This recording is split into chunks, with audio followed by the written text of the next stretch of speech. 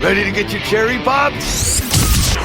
BRB UK. Worse teeth, better accents.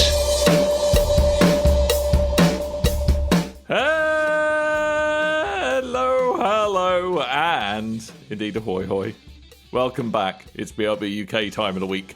And it's BRB 396 o'clock, which is, wow, we're near another big milestone, which is slightly terrifying. And I don't know why it's only just come as a surprise to me, because clearly the numbers increase by one every single week, and it's not that much closer to 400 than last time. Well, it is, relatively speaking. I'm waffling. I've had a long day at work. I'm going to speak to someone else now. Okay, Coleman, hi. Hi! How you doing? I'm okay. Yeah, the numbers are climbing, as you say. I want to jump straight into not the headlines that we have on the agenda, but as this was pointed out to me this morning, I totally forgot to add it. Loot boxes. You mean surprise bags? Surprise mechanics. Loot boxes. Surprise bags.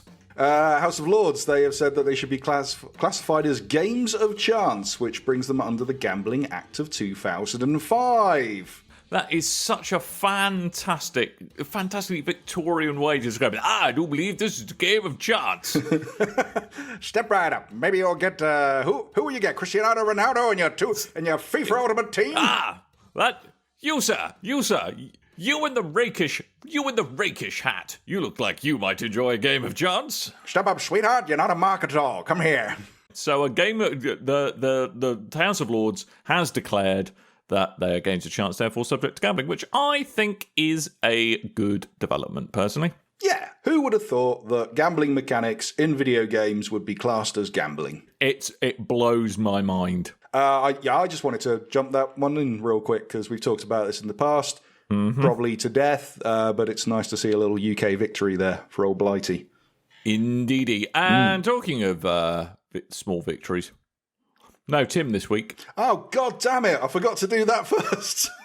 He's stuck at work, or he sent us a very enigmatic message, essentially saying, yeah, there's something I've got to do that I can only organise it now. And he said, a man's got to do what a man's got to do. And this man has got to do some work. He's got to do some work. First time in his life, bless him. So it's all coming as a bit of a surprise. Tim's a hardworking man. He is a hardworking man. He's a hardworking man that works hard. Indeed, not necessarily works smart, but he keeps himself very busy. I'll give you that much. It's like the dog chasing its tail. Yeah, exactly. Much love to Tim, wherever you are. He's probably painting something again. He's clearly very confused. When you asked him what he'd been playing this week, his answer was Kev. So, you know. Yeah, I think we got two conversations mixed up. No, we didn't. There. No, we did not. No, this one's got more comedy potential. I'm still under the firm belief, and feel free to tweet Tim at BRBTim on Twitter and wind him up about this. But 2 weeks ago, we had homework of playing Resident Evil 7, me and Tim. I have been playing Resident Evil 7, and Tim has been missing for 2 weeks. So, you know, make of that what you will. I think he's just avoiding. Well. Yeah. Well. Indeed. But anyway, there has been news and things this week. Most specifically, some rather tasty updates from Cyberpunk 2077, which this game's got me all kinds of excited, Coleman. Yeah, not to be controversial, Dan. I know, like, it's pretty much I'm on my own on this opinion, but I think this game looks pretty good. So do I. I mean, I was in when it was Cyberjunk 2077. That whole thing broke, where I could get a cybernetic Prince Albert upon my person, it seems. So, yeah, no. I mean, it looks incredible. It really does look incredible, this game. So this week there was kind of a 25-minute community touch base hosted by ex-Sony front girl, or front lady, rather, Holly Bennett. Who now at CD Projekt Red. The lovely Holly. And she was basically kind of running us through what to expect from the game when it launches now November 19th. That's this week's release date for Cyberpunk 2077. Confirming such goodness that if you buy on Xbox One X or PS4, it will work, or you will get a free upgrade to a Series X or PS5 code. Obviously linked to that platform, so you would have to stay within the Xbox family or stay within the PlayStation family. I see. Got to keep it in the family. Yeah. I need to look over the tech specs and work out if this is a PC game for me or if I should make the jump to... You should be all right. I don't want to make too many sacrifices to my setup, you see. You might have to... You could upgrade to probably think about upgrading to an RTX card.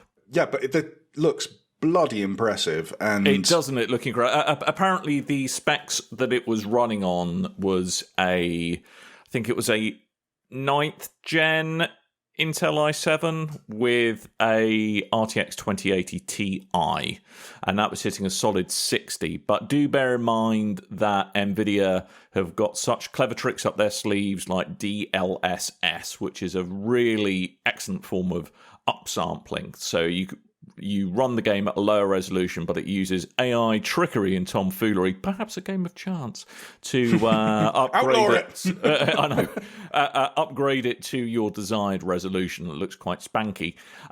So they're probably leveraging that. I'm not quite sure how well it's going to hold up on the current gen consoles, but I would imagine the incoming wave of consoles are probably going to have a similar level of performance to that. I'm kind of what I'm most excited about is, I'm really interested in some of the quite challenging narrative they're taking head on in this particular world. I mean, I'm really looking for, one thing CD Projekt Red do so well is like not only build a compelling narrative, but also build a wonderful environment that these games take place in. So I'm really excited for that. Really excited.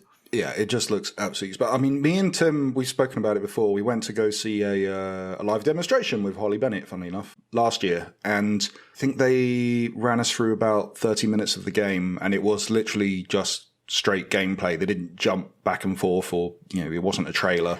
There was someone playing the game in front of us. And I was interested from that point, and because it's good to see the gameplay without the kind of glitz and glamour of the trailer thrown together and everything mishmashed to show you the best bits. And yeah, it's got a definite Deus Ex vibe about it, but with so many other things that I can't really describe. But it's an amazing looking RPG, and I really want to get into this. It's kind of like I think Skyrim is the only thing that's sort of close to this in the area that I've got to, that first person RPG, because usually when they set games like this, they don't set them in a way that I'm particularly interested in, that be that the mythology or the apocalypse stuff of Fallout.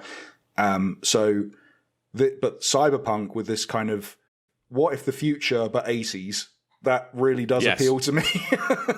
What if the future but 80s is big hair still in? Also Keanu Reeves, Well, why not? Keanu Reeves makes anything better. I think we can all agree that. We get double Keanu Reeves, because not only do we get Keanu Reeves, but we get Keanu Reeves' band doing a lot of the music as well. And so apparently, KK Slider, because you've got two Ks in there. Keanu Slider. Apparently, from a report I heard today, Keanu Reeves has the second most recorded dialogue in this game, so his character's going to be quite up and front, I reckon.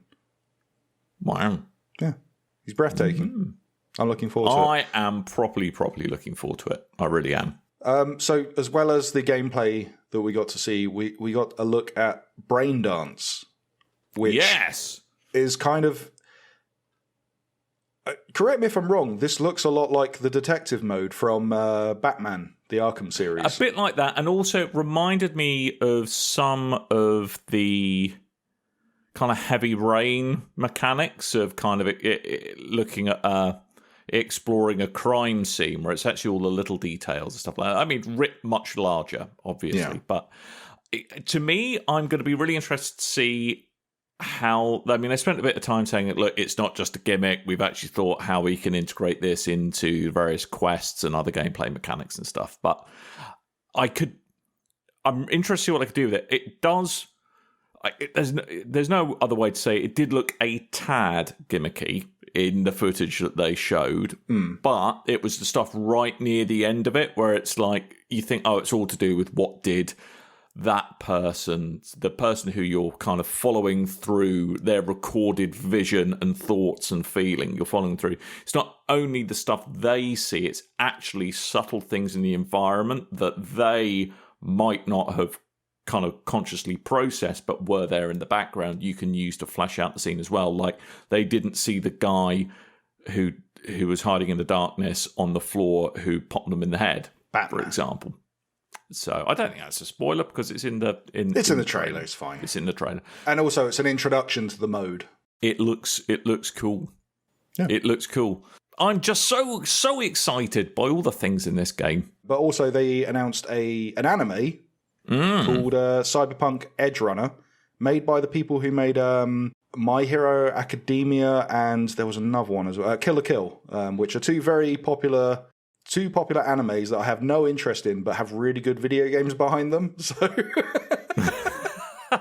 maybe we'll get, I don't know, maybe if Cyberpunk 2077 is rubbish, then the anime will be really good. Well, I mean, I think it takes place in the same universe as the game, but isn't a retelling of the events in the game. So it's going to have, its own cast of characters, its own plot going on. Be quite interesting to see how it ties into the continuing narrative of Cyberpunk 2077. That's going to come to Netflix in 2022, currently it's slated. Yeah, now that's the only thing that threw me for a bit of a loop, actually. I was expecting that they were going to try and bring its release a little sooner to the release of the game. I don't know, or maybe this is confirmation that Cyberpunk 2077 coming out November 19th, 2022. Well, considering in the announcement they had no footage of the anime whatsoever, like this could have just been inked, you don't know. But I'll give it a watch. It's on Netflix. I have Netflix anyway, so might as well. But I'm wondering if it's going to link into the game in such a way that you need to have played the game first to then watch the anime, and that's why you set it a year after the actual game itself. Oh, I'm just so looking forward to this. Yeah. Looking forward to it. The game looks absolutely amazing, and it's completely sold me on it. I thought it would be something, because I know Tim is massively excited about this game. Has been since day one, it seems, and every time he sees something, he gets more and more excited about it. And I thought, well, Tim's got this covered for the show now. He'll play this. I can probably leave it a couple of months, wait for the price to come. It's a day one purchase now, isn't it? Your temptress Holly Bennett with your Polish video games. With your Polish video games and your platinum hair. Gosh darn it. Damn you, CD Projekt Red. Bro, CD Projekt Red. Projekt Red. CD Projekt Let us Red. not continue with this accent. It's how it's spelt. It's a Polish studio. CD Projekt. Let's talk about Nintendo. Okay, they're sorry, apparently. Because they've got two headlines. They're very sorry. They are so sorry. They're like, oh, guys, look, we're sorry, okay? Well, I'd like to say I'm sorry for Nintendo, to Nintendo, in fact, because they are saying sorry for the Joy-Con drift. I would like to say sorry because I've been accusing them of selling me Joy-Cons that have drift to find out it's actually the screen that's buggered, not the Joy-Cons. Really? Yeah, one side of my touchscreen is constantly pressing. So that's what is making the menus and things just slide to the left. Is it not just your big fat sausage fingers? It's not my big fat sausage fingers. I did a test of everything. You can do a test to check your screen and your controllers and stuff. And if you check the screen, mine, it just darts about constantly on the left side of the screen, which I found a temporary fix for, which is sticking a screwdriver in the speaker just under the screen on the left side and just popping the screen up ever so slightly. Hey, look, that sounds like a perfectly non-warranty voiding solution. I'm already out of warranty, so that's it. That's just all I try can do, hitting really. it with a hammer or something. But yeah, so but basically the reason why Nintendo are so sorry is the whole Joy-Con drift issue that's been kind of slightly plaguing the Switch for the past couple of years now. So this is something that is, guess what, a subject of a class action lawsuit in America, because if you're unhappy about something, just whine about it en masse is clearly the solution. But they've said, look, we're really sorry about it. It was a formal apology made during their last financial Q&A, but beyond saying sorry about it, they couldn't really say anything else because of the class action lawsuit, so they can't stipulate any fixes or any remedies that they're going to make because of class action lawsuits. Yeah, very quietly earlier in the year, they did start if you have a Joy-Con drift issue, call Nintendo, because in some cases they're just taking them back and issuing replacements, no questions asked, or fixing them. But that seemed to be subject in certain parts of the US and not in the UK at all. And then over time, I've heard there's cases where they have been accepting them in the UK and other states. So if you do have the issue, then just contact Nintendo and find out for yourself. But yeah, we're going to see something, but there's a class action lawsuit, so they're not allowed to bloody comment on anything now. Thanks, America. Thanks, America. But also, Nintendo's in the news because they're following suit from Sony. Really? As well, yes. So if you remember, I think this was either last year, this was last year, in fact. Sony made the decision to go, hey, those codes that you can walk into, say, a HMV or a game and pick up a game code and take that to the counter and then... Hey, that's something I like to do, Coleman. Yeah, redeem your... I mean, funnily enough, some people don't like saving their credit card information, debit card information, PayPal information on their account. So you can go to... And do you remember, the PS3 did get hacked. Mm-hmm. You know, it's not always your financial information is safe. So some people do like to go to a store, pick up a game card and then redeem their game that way. The problem is that last year Sony went, we're not doing that anymore. You can get credit for games, but you can't buy games outright through digital codes anymore. And Nintendo this week, it seemingly, so first of all, I believe it was Shop2, which is a UK seller. They put out a statement saying that Nintendo has made the decision to not sell full digital Nintendo games. Nintendo then followed that up with a statement to Nintendo Live saying that that they won't be selling first-party Nintendo games from the 1st of July, so that's in effect now, in European territories. So US is still fine, but we're the ones that get done over with this, and which is weird as well, because I think it was only just in the Wii U era that they started doing this in the UK. They'd never done this before, and they rolled it out, and they went, do you know what? Taking it back, bud. Yep. So we can't buy first-person titles digitally anymore, but you can buy credit still and add-on content, like the recent Pokemon Sword and Shield expansions. You can buy those digitally in other retailers, but everything else, that's gone. And I understand in the way that Sony did it, because they then... for the PS5 reveal went, here's a digital console. You know, you're going to be subject to having to buy your games directly through us and nowhere else. You have no discount unless we say so. Nintendo, as far as I'm aware, there's no such plans to do such a thing, but you never know. I mean, presumably it's going to, not only really mess up kind of high street retailers who, Lord knows, they need a helping hand if ever anyone does at the moment, but presumably also websites like cdkeys.com, that's going to cut into their revenue model, and especially, because download codes are region locked, aren't they? That you can only redeem a code from one area on a given territory store. I don't know if Nintendo operate in the same region systems as the other companies, but mostly they are. The other issue is there is a big problem with key sellers where someone will, say, steal a credit card, buy loads of keys, then resell them elsewhere. It's a big problem with, I cannot remember the name of that reseller site. Several key seller sites. All of them. I can't remember the big one that everyone hates. Generally speaking, it's, do your homework. If something is, for example, if you can find a copy of Windows 10 Pro for £3, chances are it was probably not obtained by the most legal of means. Those are our headlines. Would you like some points of interest, Dr. Dan the Doctor Man? Interest, my points, Mr. Coleman, man, the Mr. Man. Prepare to be interested. So we've got a couple of announcements this week. Devolver Direct, if you remember, that is the Devolver Digital, in brackets, live stream, but it's actually pre-recorded. They make many things that make me happy. They put out a show during E3, and it's usually, even though there are game announcements and DLC announcements and things, it's a very satirical look at the games industry, and it kind of turns into an Adult Swim madness type thing, and I really, really enjoy. I think they've done 3 of these now, and they've been very good every time. That's going to be on July the 11th at 8 p.m. in the UK, and I'm really looking forward to this. They're going to broadcast it live on Twitch and Steam for some reason. Live. Yeah, live, pre-recorded Live thing. with quotes. They will press play on the video playing machine live on Twitch, and you can then watch it with them. It'll be like Mystery Science Theatre 3000. Everyone will have a wonderful time. Mystery Science Theatre for the mind. But they promised new game reveals, gameplay reveals, release date announcements, and special gates from the industry to help usher in these important marketing bullet points. Excellent. Well, I'm glad they have self-awareness. That is the most powerful power. I hope we have the same host, because she's brilliant.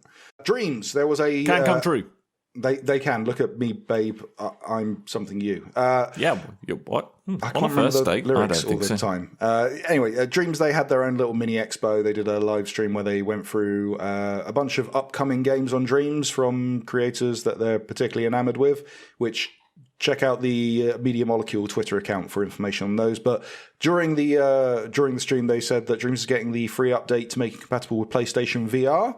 Huzzah! Motion sickness incoming. Yep. The update will arrive on July the 22nd and will include tutorials on making new creations in PSVR. I'm really looking forward to just unleashing hell on Tim's eyeballs. Yeah, well, I mean, I think it would be... Where I actually think this would be great with Dreams will be in the actual creation and the sculpting of things, kind of the actual model creation tools. Being able to do that in proper 3D will be amazing. Oh, yeah. I mean, when they added the move support to Little Big Planet 2, it was a game changer. It worked really, really well. It's just that no one used it because I think Tim was the only one who owned a PlayStation Move for the PS3. Yes, you're right. I think he was. I just consulted the sales figures. There were a couple of thousand units sold. Tim. All 80,000 units were bought by Tim, and that's why he's having to work so hard every hour of the day to pay off his massive Move controller debt. Addiction. Yep. Yeah. Bloodstained Curse of the Moon 2, that is going to be released on July the 10th for PlayStation 4, Xbox One, Nintendo Switch, and PC. If you're thinking, hold on, Bloodstained Ritual of the Night, that came out just recently. This is actually the weird 8-bit Nintendo Entertainment System homage type game that came out before. Apparently it's very good. I didn't like Bloodstained Curse of the Moon or Bloodstained Ritual of the Night. But if you did, then there's a sequel coming out very, very soon. So I look forward to that. 10th of July. And Dan, I've got some news just for you, me mucker. It will tickle me on the perineum and call me Archibald. How would you like a video game TV series? Mate, I am all about the cross media. I love it. As someone who's been on a TV show about video games, how do you feel about this? I feel like they're a bit late to the party on this, and really, frankly, it's just proof that they are indeed eating my dust, as I predicted back in 1994. I burnt Chrissy up in the first round. Oh my God! It's nah. Thanks for that, Coleman. By the way, there's an eating my dust emoji on the BigRedBarel Discord available for all You really TVs. are an incredible belly. I get bored. Anyway, Variety has reported that ZAUM, or ZAUM, I'm assuming, they've partnered with DJ2 Entertainment. DJ2 Entertainment, I believe the owner of that was one of the co-producers for the Sonic the Hedgehog movie. They are getting together to develop a TV series based on Disco Elysium. That's brilliant. I don't know how that works, but I'm all in. Yeah, actually, I think it'd make a great telly show. Yeah. I really do. Have you played Disco Elysium? I've only in the preview state. I need to pick it up, but it never goes down to a price that I'm comfortable with at the moment. It's such a corking game, and the characters in it are just wonderful. And if they span out a series from that, and the kind of the interplay between the characters, how they think, how they approach the world around them, I just think it would be an absolutely fantastic series. I mean, the writing in the game itself is incredible, and if they can make that work on a TV show, that'll be fantastic. Oh, that's good times, Coleman. It's good times. I can't help but think this will be some kind of weird hodgepodge of Always Sunny in Philadelphia mixed with Columbo. That's basically Disco Elysium. Yes. I'm all for it. A couple of delays this week. First of all, a theme park expansion has been delayed. What? So, Universal Studios Japan, they are planning to postpone the opening of the upcoming Nintendo theme land in Osaka, which is called Super Nintendo World. Why, Coleman? Well, because of COVID, Dan. All right, fair enough. Already, I believe they've just opened up again at half capacity, and those numbers, even though they're still impressive, they don't gel well with a Nintendo opening. So you got to put back. It's indefinitely delayed, apparently. Wow. So until they've figured out what a safer opening date is in this current state of affairs. I look forward to the urban exploration videos of the decrepit Nintendo park in about 20 years' time. That's going to be some good watching. Not quite Japan, but China. They have a tendency to start building theme parks that are a legal minefield when it comes to copyright, run out of money and then shut down, and then people will go do their own explorations of these abandoned theme parks. And I used to get quite obsessed with these videos a while ago, but now I'm just obsessed with theme parks. Check those out. You've now got to be Googling abandoned theme parks. I think there's an abandoned World of Warcraft theme park that Blizzard tried to shut. Yeah, before it got opened up. But then there is one that opened up that Blizzard's trying to shut down. So, hey ho. Crucible. This is Amazon's free-to-play team shooter. This actually did launch. Free-to-play. Unfortunately, they've then come out and said that it's going back into closed beta just a month after the official release. That's not how you do early release, boys. That's not how you do it. No, you're doing it wrong, mate. So this happened from the 1st of July. It's shifted back into closed beta right now. If you have been playing it, you've got access to the beta. If you haven't, like me, if you installed the game and have been going, I really should get round to playing this. I can't play it now. So hang on. So even if so you have to have logged in before the switch back to. Yeah. So I need to uninstall this now because it's just taking up valuable space. Oh, Coleman. Yeah. I hope that I think I got my wires crossed because Amazon are working on an MMO, and I thought that this was the MMO. So I hear Amazon's launched a game, Crucible, download. Oh no, it's a team shooter. So fine, but hey. Wow, there are incredible dilapidated theme parks. Yeah, I'm telling you, you'll eat a few hours Gulliver's of that. Kingdom in Japan. That one's incredible. Mm.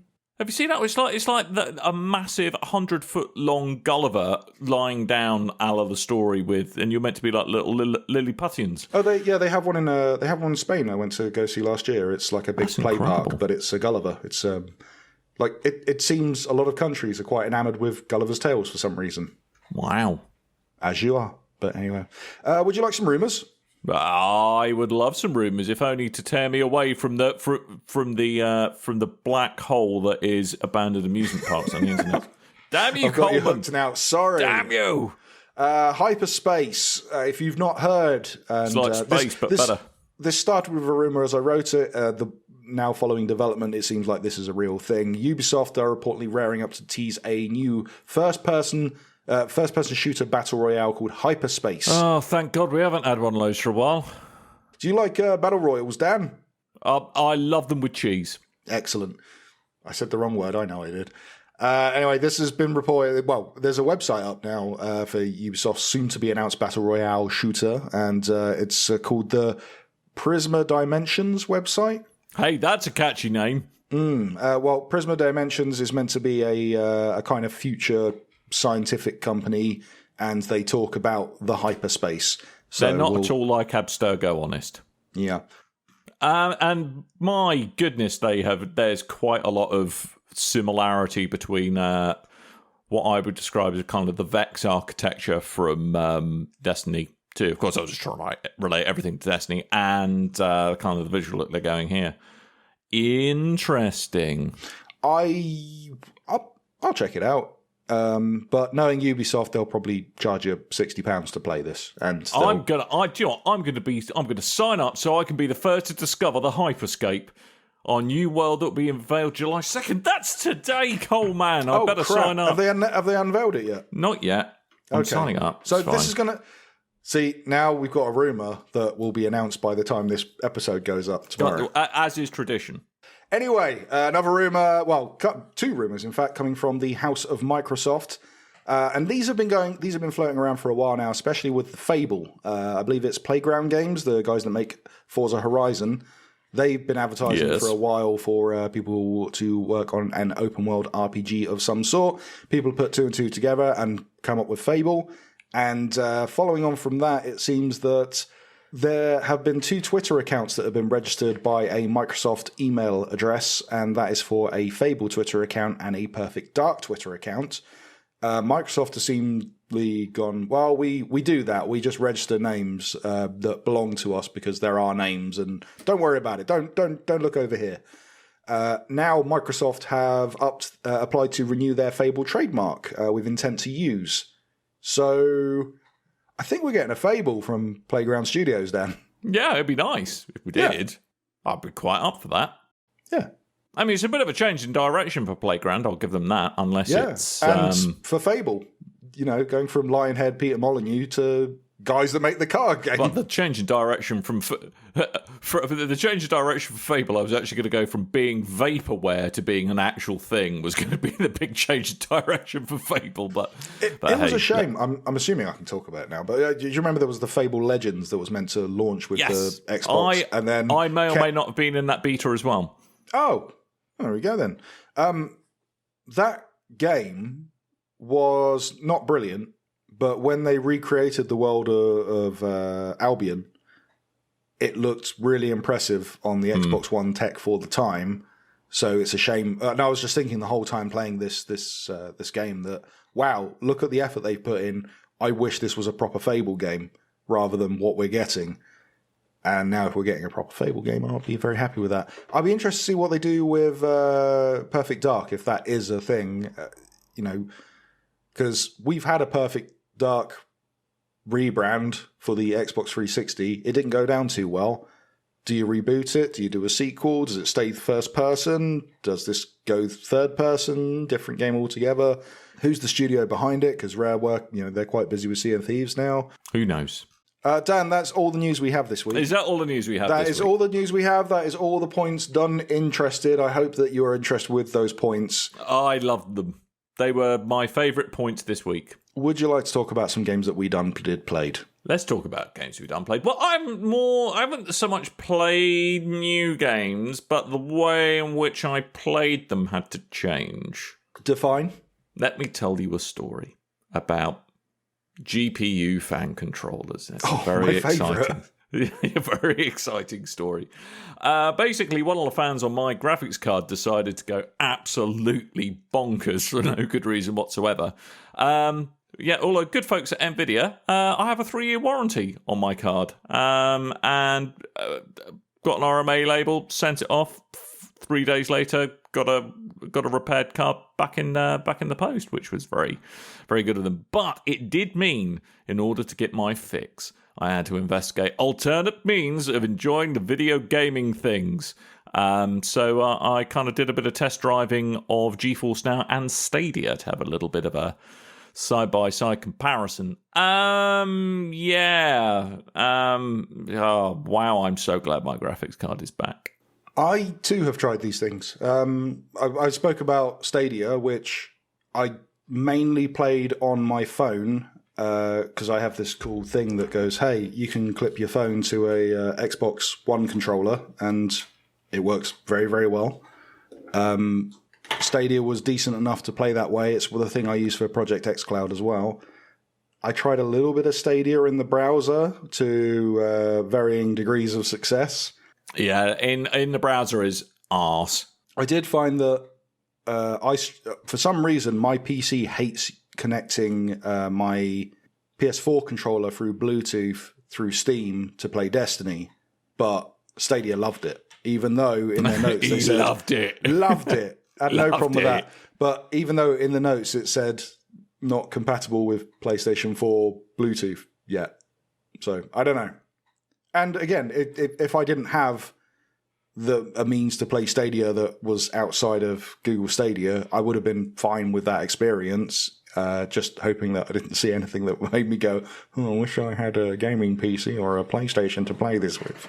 Yeah, I mean, I think on one level, you have to bear in mind, it's pretty incredible technology that you are interacting with something that is running a game some distance from you, and that the whole shebang actually works. I think the good, and from either standpoint, they're both pretty incredible things. And both NVIDIA and Google have got some pretty meaty computing chops that they can throw at this problem.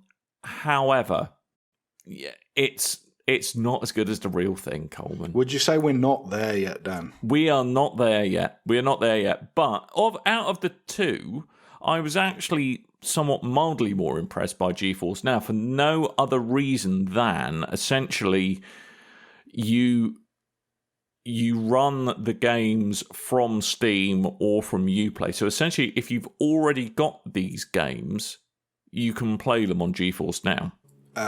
So initially they went, hey, we're going through different games, and if you have them on Steam, then you can now play them. Mm-hmm. Owners of said games were then going, hold on, we're not getting a cut of this. We want to charge you to use our games on your platforms. And then they had to then start taking games off the platform. I think it's just Epic have done that so far. Is it just Epic so far? Okay. But so far. I've heard some indie games have done it as well. I mean, and that's fair enough. I mean, I can kind of understand that their revenue model is pretty tight at the best of times. But yeah, I mean, I was pleasantly surprised to a degree with GeForce Now until I thought, you know what, maybe I will, just in case my GPU takes a while to come back from being repaired, or they find one to pick off the shelf, send to me. I thought, do you know what, I might actually treat myself to, for the sake of a $5 a month, just a month of GeForce Now. GeForce Now's premium offering. They have some severe problems on that front. So, okay, I was like, okay, fine, sign out. I'll do a month. That's okay. Put in my PayPal details. Payment authorization refused. Okay, weird. Put in my debit card details, which was a dumbass move. Never do that. Always buy stuff on a credit card if you can. Put in my details. Payment authorization refused. Okay. Try my credit card. Payment authorization refused. So the next day I checked my bank statements. They charged me every single attempt. Despite telling me that the payment had been refused and they hadn't unlocked access to the kind of the premium tier of the service, despite taking my money. Now, obviously, I did something with tech support, and they slightly fobbed me off. The first guy I spoke to was like, "Oh, there's no account with your email address." Like, there is. He's like, "No, there isn't." So, look, I'm logged into it. As someone who's got 15 years of IT experience, Dan, I would like to say that is the correct procedure to fob the customer off. Yeah, I know, right? But I managed. You also said I worked for Sky in a call center at one point. Yeah, I brute forced my way through the corporate apathy that had been instilled in this individual, and got escalated up to level 2. Ooh, I leveled up, and they said, "Oh yeah, it might not be an actual charge. It might just be kind of a hold. Check it. It's coming up to day 7 to 10 now, so I'm going to check in. But yeah, don't try and buy a membership on GeForce Now at the moment unless there's clear communications that they have sorted their payment system out, because that's not great." I've only used the free version. The free version is what I went back to. Perfectly all right. You have to queue sometimes, and I think you're limited to an hour's worth of connection on the free in one go. You can hang up and do another hour. Well, I only did it to kind of compare it to Google Stadia, and the interesting thing I thought, especially as well, we were talking about Cyberpunk earlier, and there's all these different sections of people these write-ups of people going, I played 4 hours of Cyberpunk. Here's what I thought of Cyberpunk for 4 hours. And all of those have been done through GeForce Now streaming. So, and a couple of different not so much in the write-ups, but like podcast reviews and stuff where they've spoken about it, podcast impressions. They've actually spoken about the streaming setup as well, and like how well they found GeForce Now worked over a 4 hour period of this for all intents and purposes, unreleased game. What I found with it is if I set out to play Destiny 2 and went, okay, let's play some Destiny 2, and it said, okay, queue. All right, well, I've got a podcast to edit. I will come back to this and leave it running in the background. 2 hours later, it still hadn't logged in, so I gave up on that. Yeah, because Destiny's popular. If I used a lesser game, I think it was Snaky Bus that I jumped in on, and that let me in straight away. Snaky Bus? Yeah, what I like out of GeForce Now over Stadia's offerings is that Stadia, it's okay, you are playing the game the way that Google are offering the game. If you go to GeForce Now, they basically go, okay, we're going to replace your PC with this virtual PC, essentially. What do you want? You want the 4K? You want the 60 frames a second? You want the 120 frames a second? You want to just how much do you want to bolster this up? Where and that it's your choice to mess around with it and see what optimal output you get. Whereas Google, it's kind of we tell you how it works, and you don't really get a choice of that. It's more of a console setup against a PC setup. It seems. I think that's a fair assessment. I mean. I think all I would say is in order, the fact that I had to remind myself of actually the tech that underlies this is pretty cool. Oh, yeah. It is, but if you're having to actively remind yourself that, it's kind of forgivable, it's a bit ropey, or there's kind of inconsistent input lag or image artifacting, you have to go, but actually if you think about it, it's cool. Kind of basically gives you a bit of a clue that we're not quite there yet. And it was interesting having to unexpectedly use that service for kind of gaming, that it was probably slightly better than I expected, but was still by no means ideal. I mean, again, in 15, 20 years, I'm sure it'll be great, but defo not ready for prime time at the moment, in my humble opinion. Fair enough. What have you been playing, Coleman?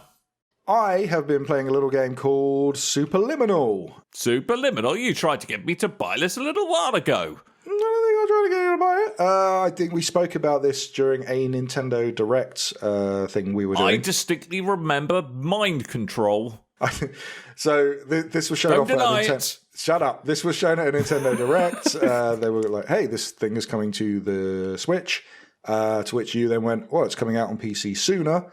And in fact, came out last year, November. And have I bought it yet? No. Well, I contacted the fine folks at Pillow Castle, who were nice enough to send me a PC copy, because I was like, I'm all about this. I like the look of your trailer. I would like to play this on the Switch. I like the cut of your jib. And they went, would you like a PC copy? Because you can have that now. And I went, oh, yeah, totally. I'll have that. So I got a nice PC copy to play through.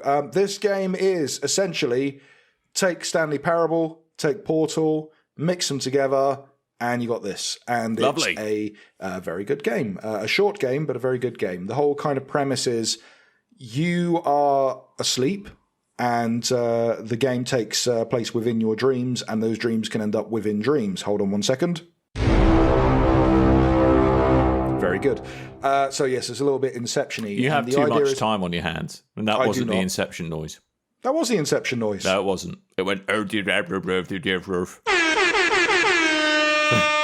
not the Inception noise. That's the wrong horn, which is next to the Inception horn. Excellent. Well, you see, I kind of quite like that as kind of comedy Inception.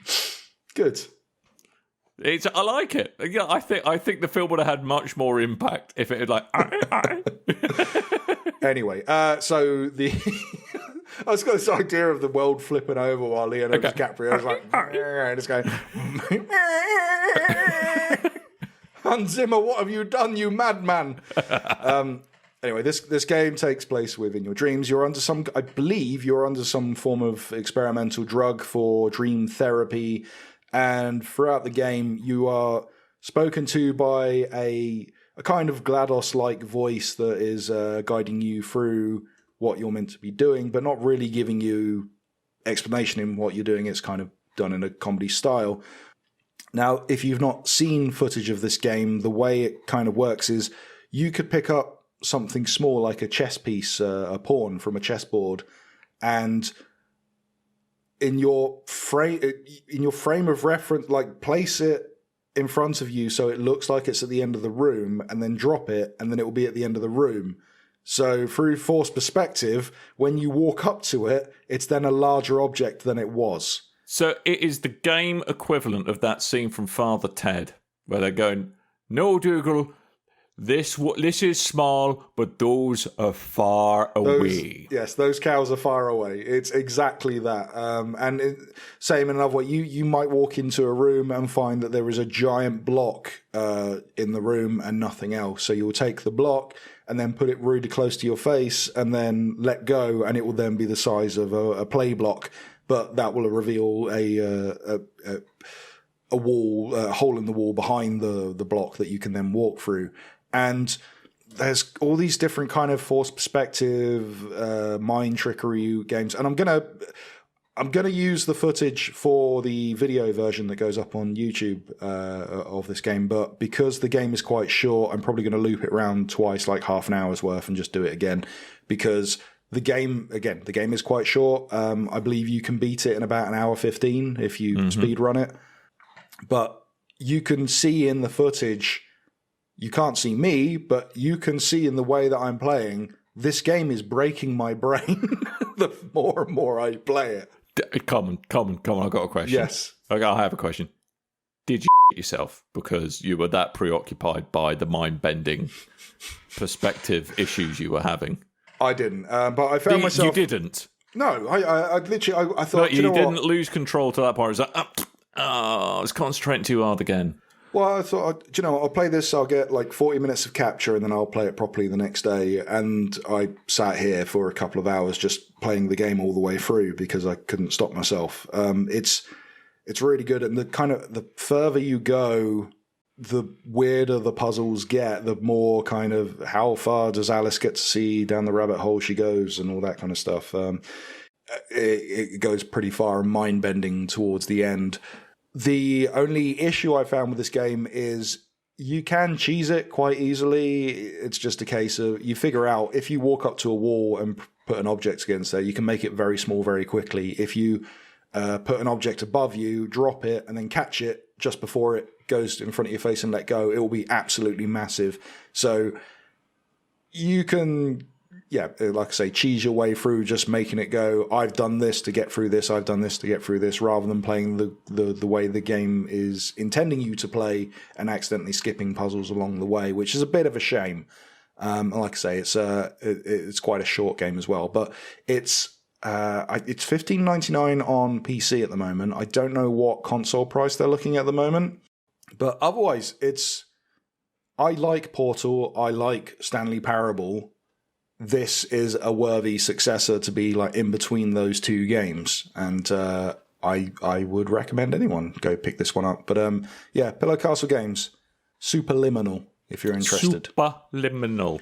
That's coming out sometime in... Again, I don't have the... It's coming out 7th of July, I believe. There you go, 7th of July, so a little bit after this podcast comes out. But if you're interested, then go check it out for yourself. This looks like a worthwhile Switch port, the Switch game, taking it out on the move, a little puzzle game to keep you going. I'd be interested to see if there's any kind of touchscreen implication to the game at all, because I think that would lend itself well, but... yeah. Who knows? Who the devil knows, Coleman? Who the devil knows, because it's not in the press release. But yeah, I really enjoyed this.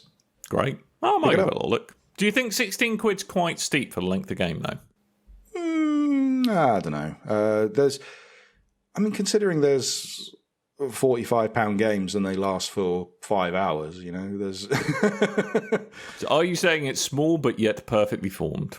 Yeah, I think so. I think the only issue is the big issue is that there's not much replayability to the game once you've played. As far as I know, maybe when I go back my third time, I'm going to find out that everything changes on the third run through or something. But as far as I can see, there's no like time attack mode, nothing like that.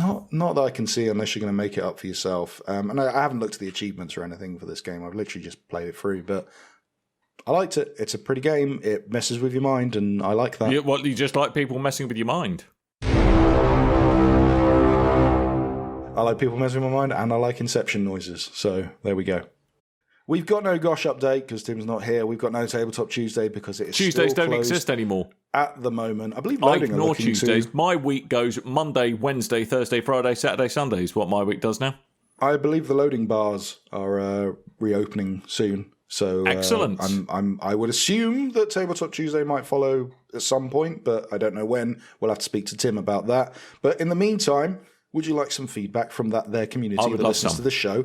Cool. So if you want to get in contact with the show, maybe throw us a question, a comment, a bit of feedback, maybe you want to recommend a game to us, maybe you want to tell us that we're stupidly wrong, as someone has done this week, you can do so on Twitter.com/BigRedBarel or at BigRedBarel. You can do so on Facebook.com/BigRedBarel, or you can do so on BigRedBarel.com in the comment section of this here episode, or while you're on BigRedBarel.com, there is a link to Discord. Click it. It will send you an invite. You can accept that invite and join our Discord channel. We have the what do we call it? The BRB UK Lounge, where you can talk to us through there.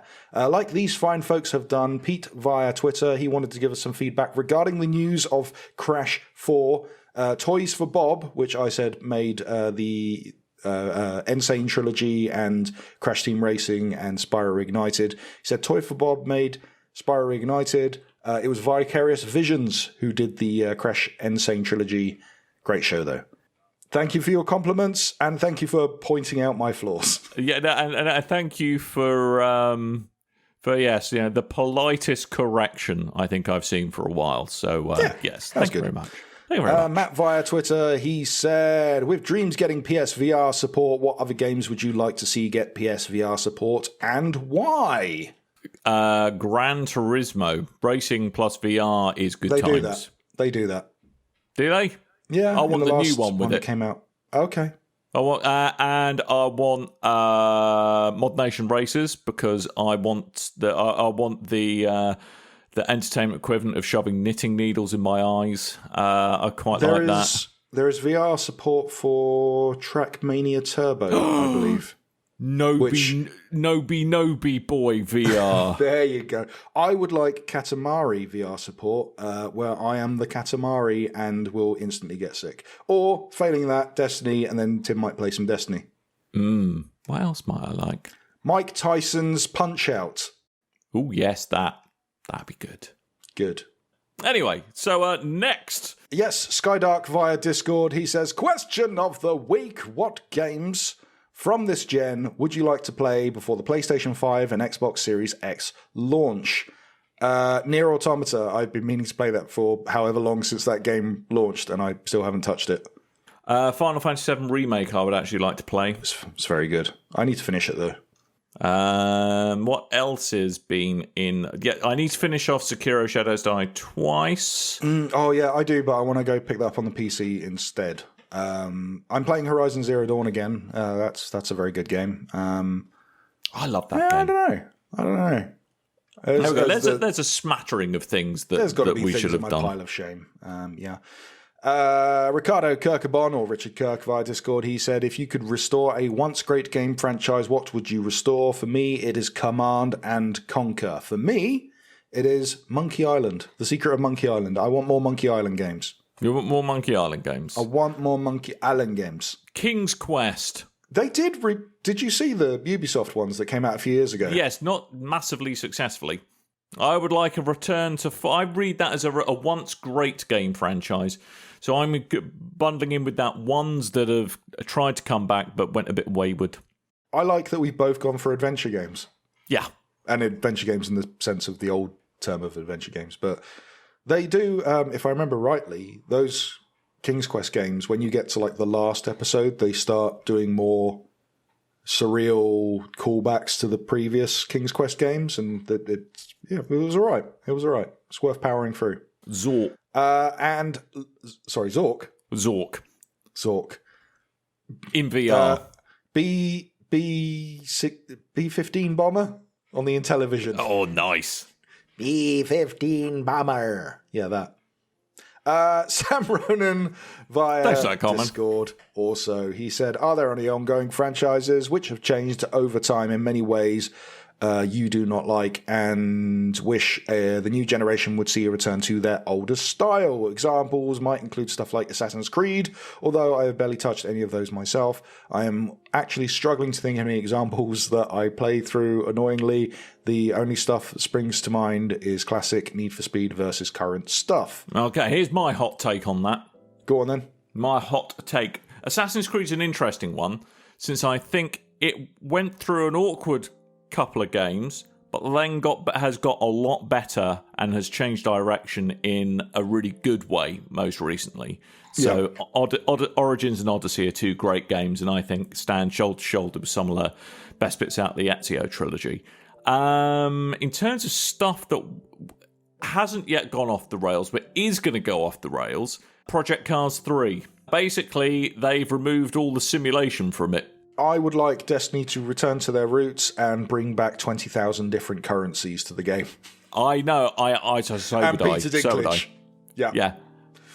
That still annoys me to this day. But the fact that Dinklage is gone. No, that I didn't get how to play the game, and then after a 24 hours of Extra Life, finally got into the game. I was like, yes, I have got this now. And then it was something like 2 weeks later, they went, we've updated it and made it a lot less complicated. Like, you damn it!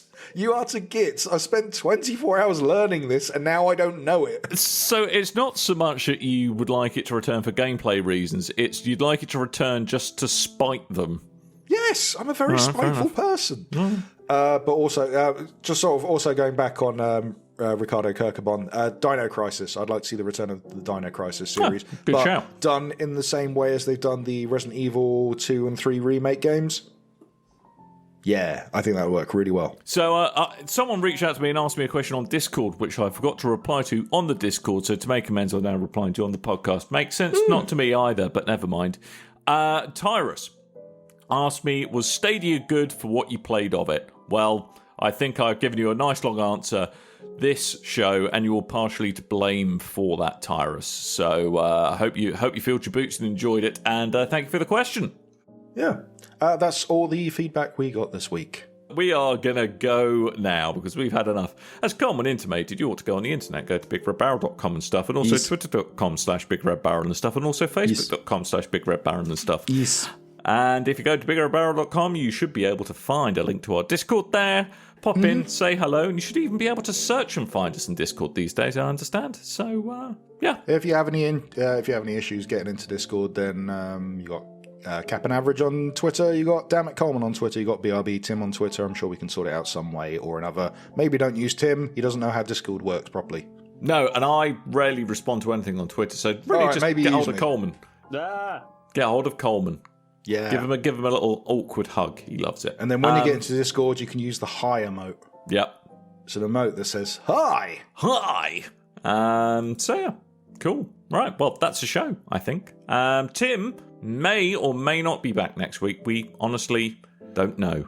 He may be painting something again, or may have an urgent, super secret thing that he doesn't want to tell us about. Paint me like one of your French girls. Yeah, I wonder if that. Yeah. So thank you ever so much for listening. And I think all that really remains for us to do is to remind you that I have been Dan. Yeah, I've been Coleman. And Tim's nowhere to be seen. So until next time, dear listeners, toodle bye.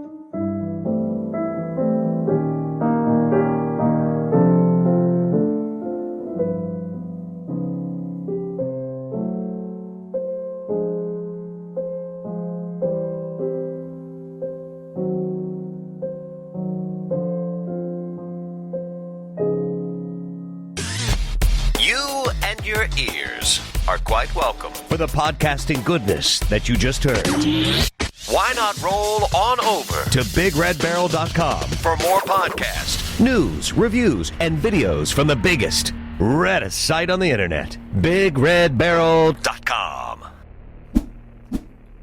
Going from don't be a dick to EA. Well, Dan, would you like to know EA's plans for the next generation of consoles? Whoa. Okay, let me stop you there, because I'm a bit of a savant when it comes to this kind of thing. Whoa, sweet child of mine. I know. I think